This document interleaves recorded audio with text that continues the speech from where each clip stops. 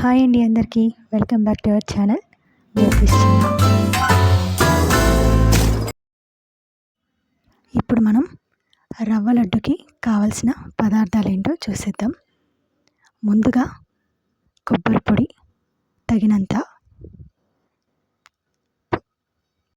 పంచదార రుచికి సరిపడినంత, తర్వాత యాలకులు మనకి టేస్ట్కి తగ్గట్టుగా, తర్వాత ముందుగానే వేయించి పెట్టుకున్న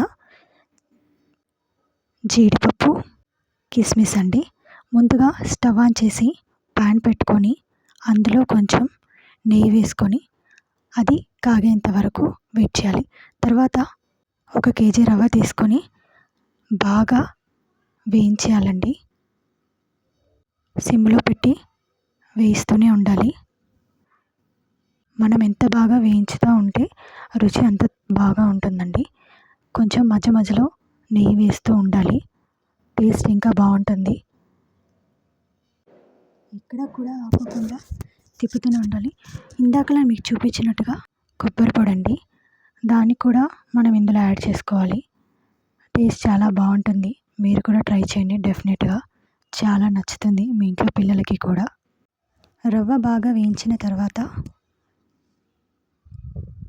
బ్రౌన్ కలర్లో వస్తుంది. ఇప్పుడు స్టవ్ ఆఫ్ చేసి పక్కన పెట్టుకోవాలి. తర్వాత మిక్సీ జార్లో కొంచెం పంచదార తీసుకోవాలండి. పంచదార మిక్సీ పట్టుకోవాలి. దాంట్లోనే కొంచెం యాలకులు కూడా వేసుకోవాలండి. యాలకులు కూడా మనకి చాలా బాగా రుచి వస్తుంది. యాలకులు కూడా మీ టేస్ట్కి తగ్గట్టుగా అండి, మీకు నచ్చినంత వేసుకోవచ్చు. తర్వాత మిక్సీ పట్టేద్దాం. ఇప్పుడు ఈ పౌడర్ని మనం ముందుగానే వేయించి పెట్టుకున్న రవ్వలో కలిపేయాలండి.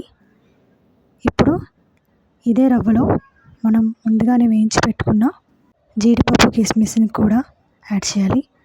ఇప్పుడు పాలని కొంచెం కొంచెంగా పోస్తూ ఉండలు లేకుండా కలుపుకుంటూ ఉండాలండి.